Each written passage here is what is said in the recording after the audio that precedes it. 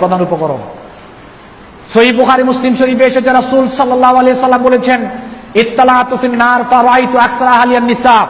আমি জাহান্নামের দিকে তাকাইলাম, দেখলাম জাহান্নামের অধিকাংশ অধিবাসী হচ্ছে নারী। আল্লাহর নবী বলেছে, আমি জাহান্নামের দিকে তাকাইলাম, দেখলাম জাহান্নামের অধিকাংশ অধিবাসী হচ্ছে নারী। সহিহ মুসলিম শরীফে এসেছে রাসূল সাল্লাল্লাহু আলাইহি সাল্লাম বলেছেন, সিনফান মিন আহলিন নার লাম আরাহুমা কাউমুন। দুই দল লোক জাহান্নামে, তাদের সাথে এখন আমার সাক্ষাৎ হয় নাই। এর মধ্যে এক দল হচ্ছে ওয়া নিসাউন কাসিয়াতুন আরিয়াতুন মাইলাতুন মুমিলাতুন কাসনিমাতুল বুখতিল মাইলা লা ইয়াদখুলনাল জান্নাহ।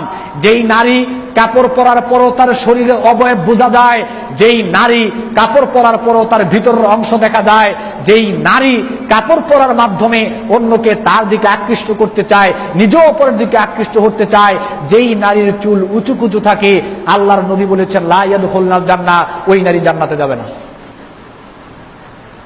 মহিলারা যারা রয়েছেন, রাসূল সাল্লাল্লাহু আলাইহি ওয়াসাল্লাম বলেছেন বেপরদা নারী জান্নাতে যাবে না। হাদিস মুসলিম শরীফের। বেপরদা নারী জান্নাতে যাবে না তো যাবেই না। ওয়ালা ইয়াজিদনা রিহাহা ওয়া ইন্না রিহাহা লা ইউজাদু মিন মাসিরাতিন কাযা ওয়া কাযা। বেপরদা নারী জান্নাতে যাবে না তো যাবেই না, এমনকি বেপরদা নারী জান্নাতের ঘ্রাণও পাবে না, অথচ জান্নাতের ঘ্রাণ অনেক দূর থেকে পাওয়া যায়। বেপরদা নারী যতই সালাত আদায় করুক, বেপরদা নারী যতই সিয়াম পালন করুক, বেপরদা নারী যতই তাহাজ্জুদের সালাত আদায় করুক, বেপরদা নারী যতই জুমার সালাত আদায় করুক না কেন, একজন নারী যদি সালাত আদায় না করে, নারী নিজে ক্ষতিগ্রস্ত হবে।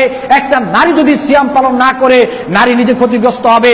নারী যদি ছোটখাটো ইবাদত যাই রয়েছে ওইগুলো যদি নারী না করে, নারী নিজে ক্ষতিগ্রস্ত হবে। কিন্তু পর্দা না করলে, নারী পর্দা না করার কারণে গোটা জাতি ক্ষতিগ্রস্ত হবে। এই দায়ভার নারীকে নিতে হবে।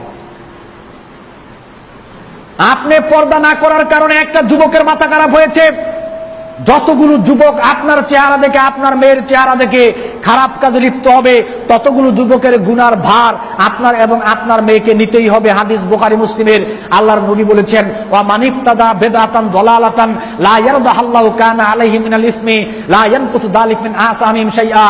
কেউ যদি কাউকে কোনো পাপ কাজের দিকে আহ্বান করে, ওই পাপ কাজ করার কারণে সে যতটুকু গুনাহ পাইলো, আপনি কেন তাকে পাপ কাজের দিকে ডাকলেন, তার সমান সমান গুনাহ আপনার আমলনামায় লেখা হবে।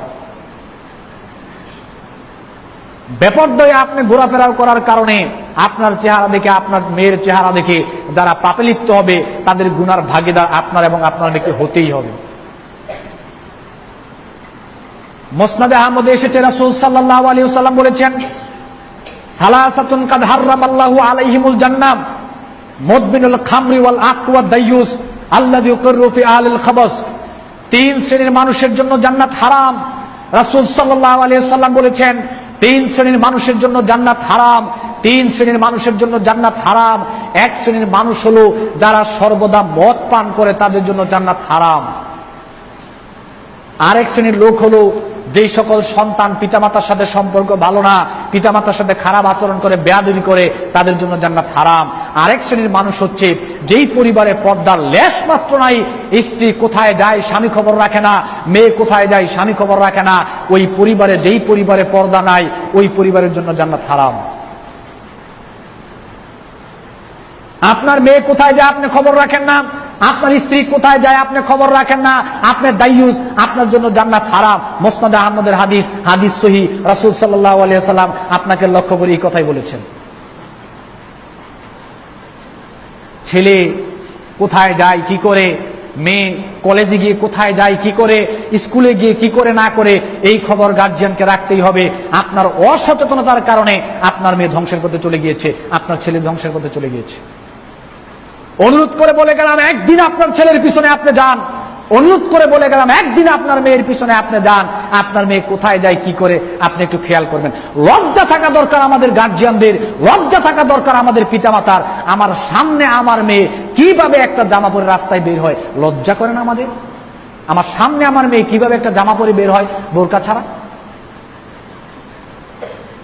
মানুষের হিংস্র দৃষ্টি আপনার মেয়ের দিকে পড়বে, আমার মেয়ের দিকে পড়বে, এটা কি আপনার মনেই হয় না?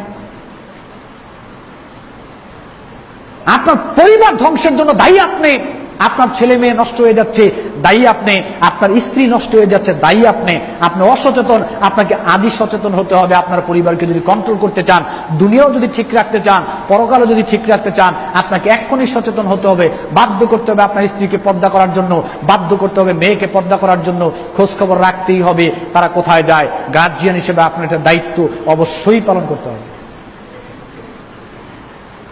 পালন না করে বিকল্প কোনো রাস্তা নাই। পয়লা বৈশাখ